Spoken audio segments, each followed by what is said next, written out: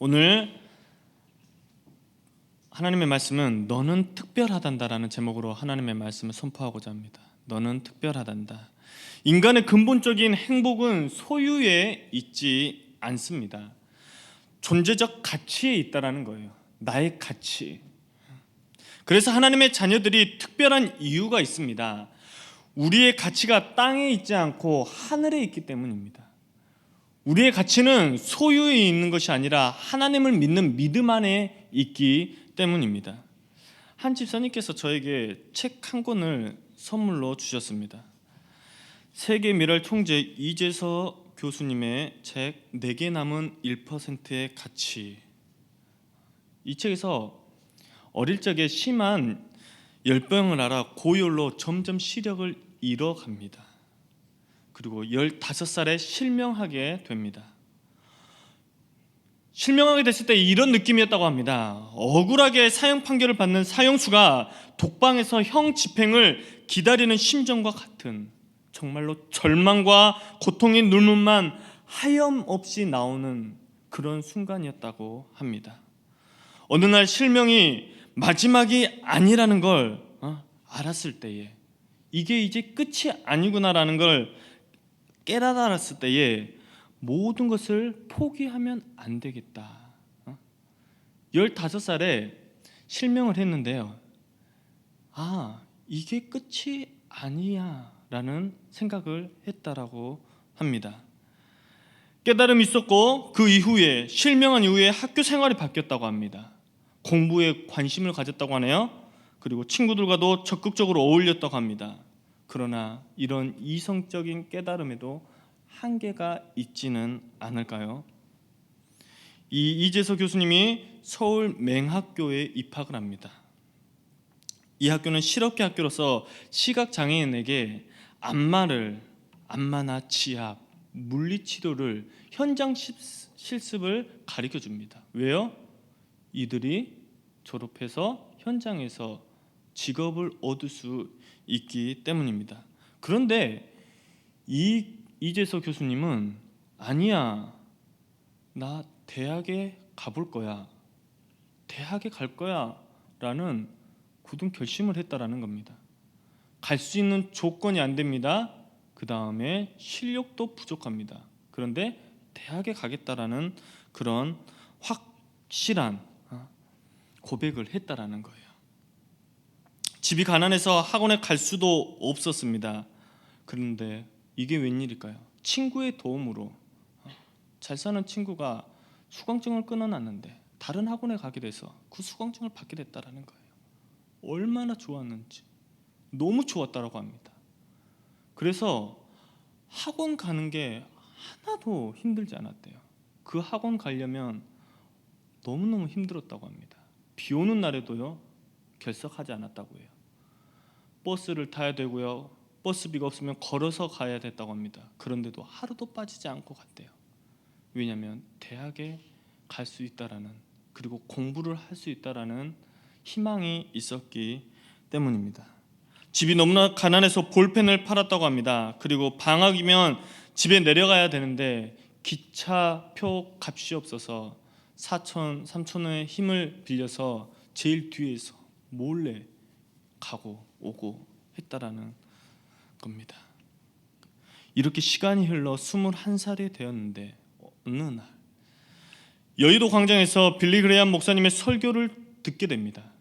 하나님의 말씀을 듣습니다. 하나님의 말씀을 듣고 인생관이 송두리째 바뀐 진리의 순간이 찾아왔다라는 사실입니다.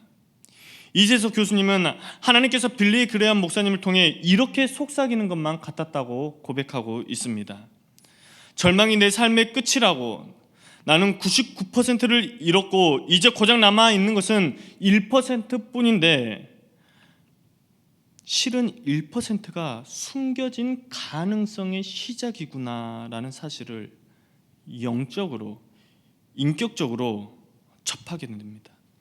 하나님의 말씀을 통해 예수님을 인격적으로 만난 순간이었다라는 사실입니다.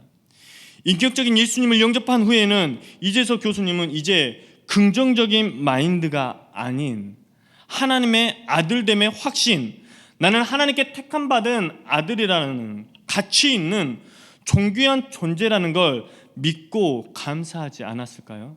그 전에는 긍정적 마인드로 나는 할 수 있어, 대학에 갈 거야 라는 계속 되뇌이면서 있는데 한 번의 말씀을 통해서 인생관이 바뀌는 거죠.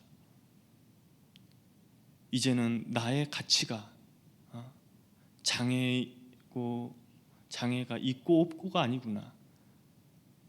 나의 존재 그것만으로도 아주 귀하고 존귀한 자녀구나라는 그런 확신이 생겼다라는 사실입니다. 오늘 본문에는 사울이 나옵니다. 사울이 어떤 인물일까요?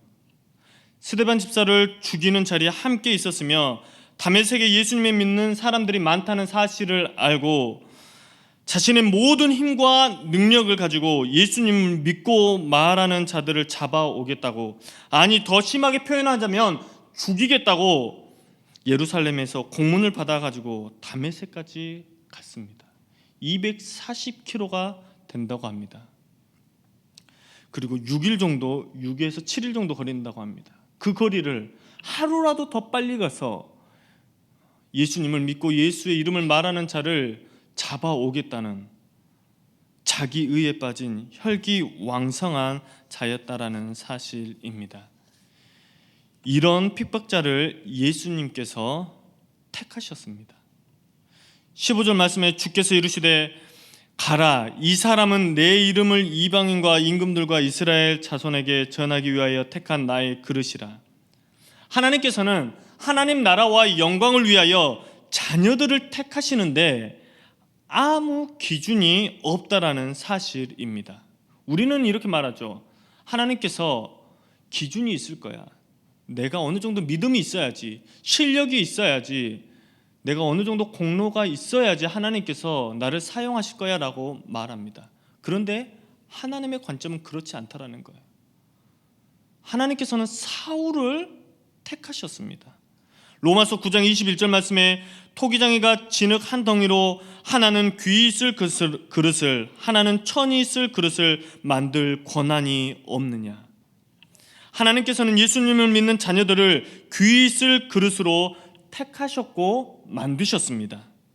하나님께서는 우리를 귀한 그릇으로 만드셨는데 우리는 스스로가 아니면 사회 환경에 의해서 어떻게 나 같은 사람이 하나님의 택함을 받을 수 있겠어? 나는 능력도 없고 돈도 없고 아무 배경도 없는데 나는 흙수저인데 내가 하나님 나라와 영광을 위해 무슨 도움이 되겠어? 나는 하나님께 민폐야라고 스스로 자기를 비하할 때가 너무나도 많다라는 사실입니다. 나는 귀 있을 그릇, 택함받은 그릇이 아니라고 스스로 생각한다라는 사실입니다. 우리는 하나님의 형상대로 지음받았기에 나를 비하하는 것이 곧 하나님을 비하하는 것이라는 사실을 우리는 잊지 말아야 합니다. 사사기 6장에 보면 기드온이 나옵니다. 기드온이 나오는데요, 미디안과 아말렉과 동방의 사람들이, 이스라엘 사람들이, 백성들이 농사를 지어놓으면, 추수를 하고 해놓으면 다 그거를 수탈해 갑니다. 그리고 또 양이나 소나 나귀도 다 빼앗아 가버립니다.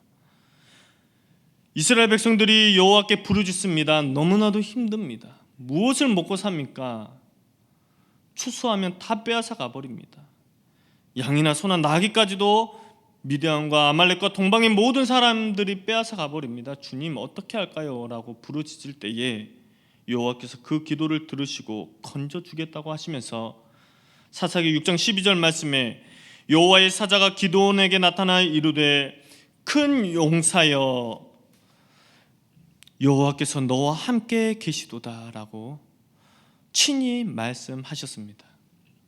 이스라엘 백성들의 기도를 들으시고 여호와께서 기드온에게 친히 큰 용사여라고 이야기했다라는 사실입니다.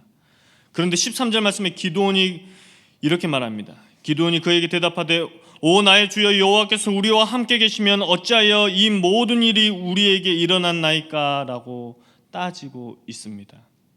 하나님께서 살아계시다면 어떻게 미디안과 아말렉과 동방의 사람들이 우리가 열심히 추수한 것을 다 빼앗아 갈 수 있습니까? 하나님의 능력이 없으십니까? 이렇게 이야기하고 있다라는 사실입니다. 그리고 15절에서는 이렇게 이야기하고 있습니다. 오 주여, 내가 무엇으로 이스라엘을 구원하리이까? 나의 집은 므낫세 중에 극히 약하고 나는 내 아버지 집에서 가장 작은 자니이다라고 스스로 자기 비하를 하고 있다라는 사실입니다. 하나님의 택하심에는 능력이 아닙니다. 오직 하나님의 은혜라는 사실입니다. 우리는 하나님께서 직접 나에게 말씀해 주셨는데도 거부하고 외면할 때가 많다라는 사실입니다. 우리는 하나님께 택함 받은 그릇입니다. 아주 귀한 그릇이라는 사실입니다. 그런데 이렇게 우리의 택함 받은 하나님의 자녀들에게 아주 귀한 그릇인데 마귀의 속삭임에 짓눌릴 때가 있습니다. 너는 택함 받지 못한 것 같아. 쓸모없는 그릇이야. 진노받은 그릇인 것 같아라고 유혹하며 속삭인다라는 사실입니다.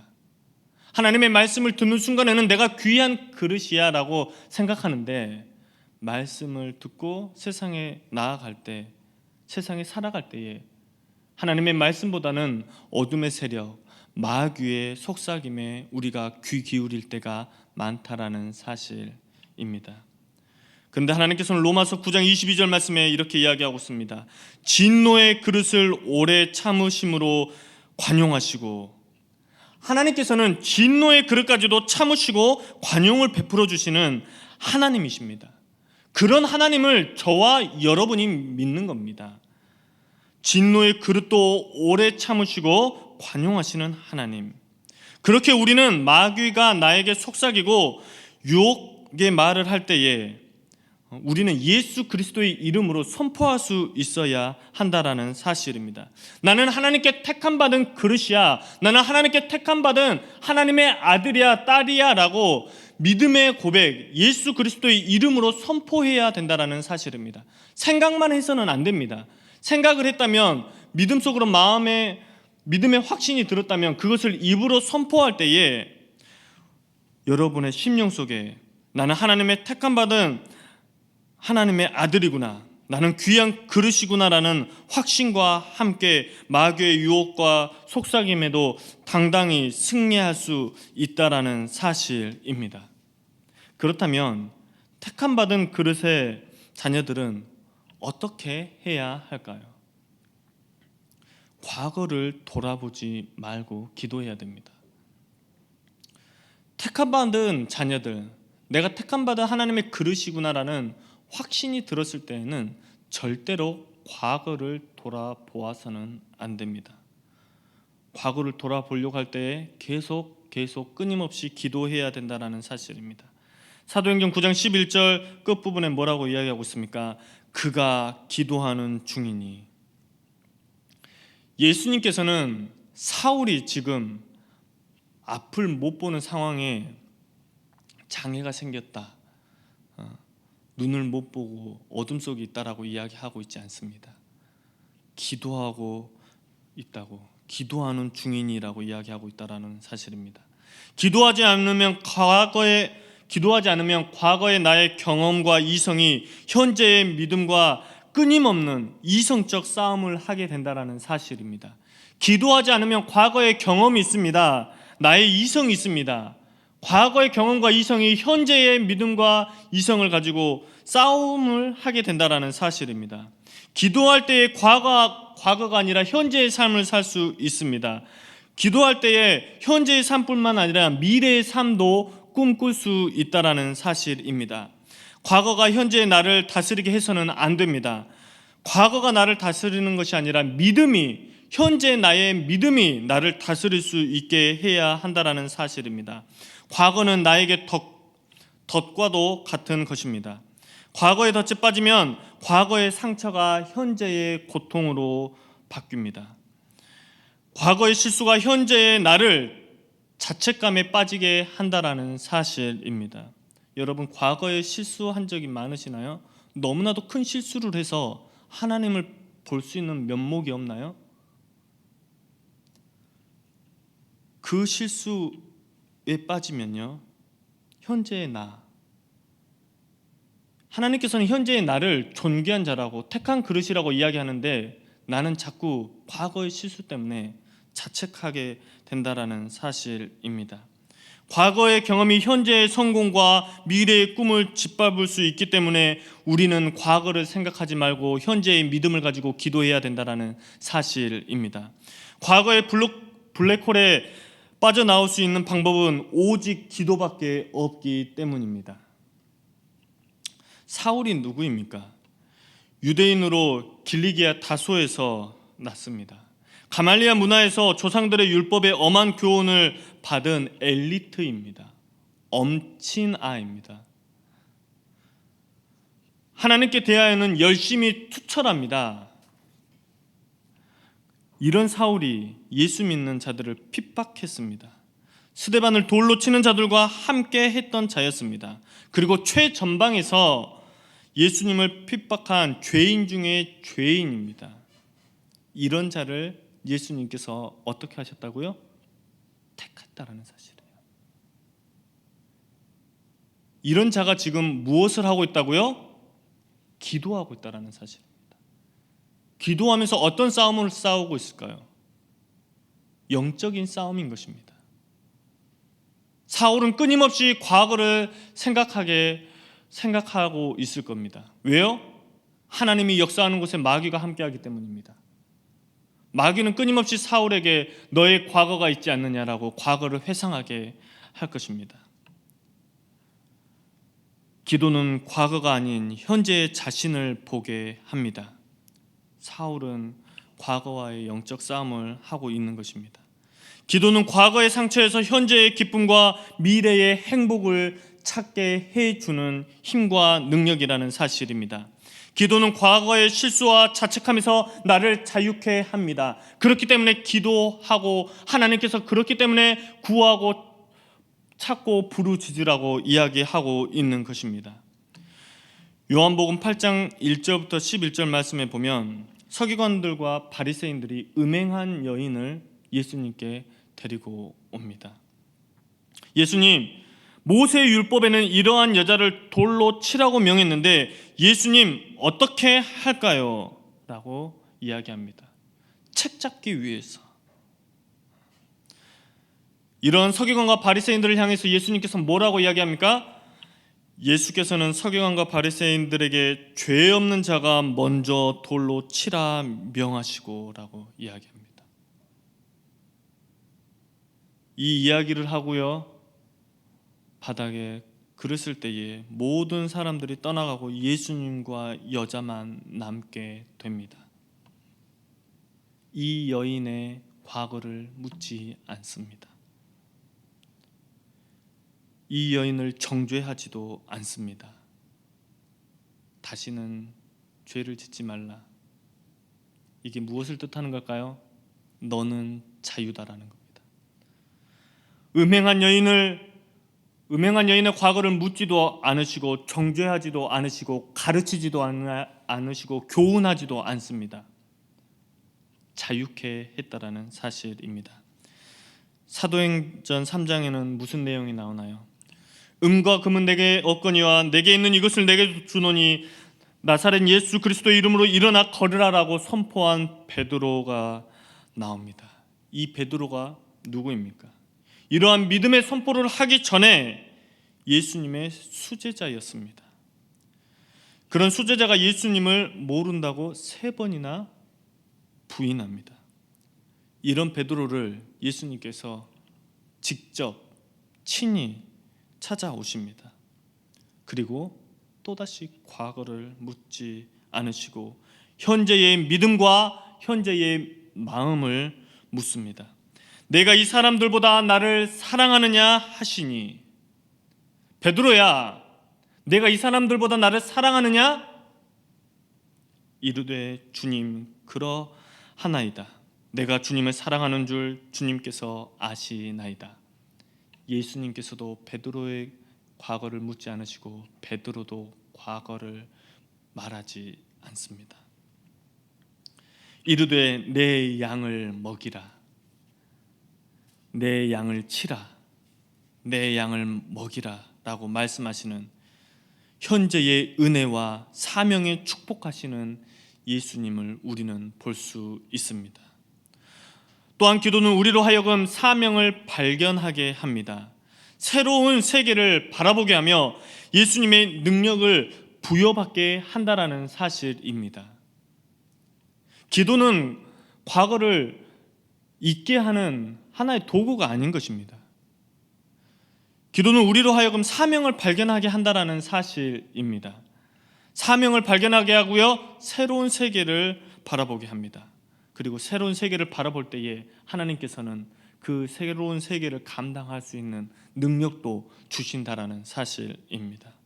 우리는 사명을 위해 택함받은 하나님의 자녀들입니다.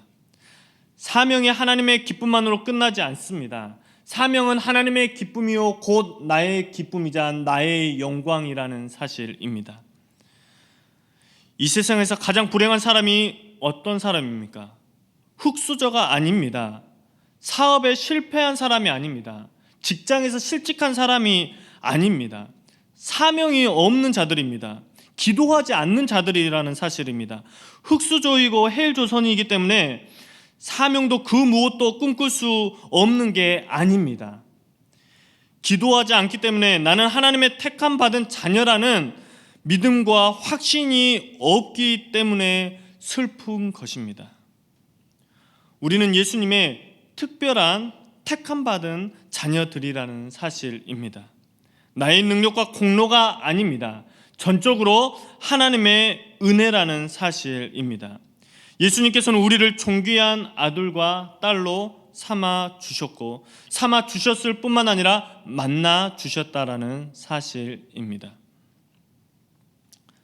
만나 주셨을 뿐만 아니라 과거에 묶여 절망하고 있는 현재의 자신의 모습을 보면서 좌절하고 있는 그런 자녀들까지도 예수님께서는 특별히 직접 찾아와 주셨고 그 자녀들에게 기도할 수 있는 은혜를 주셨다라는 사실입니다.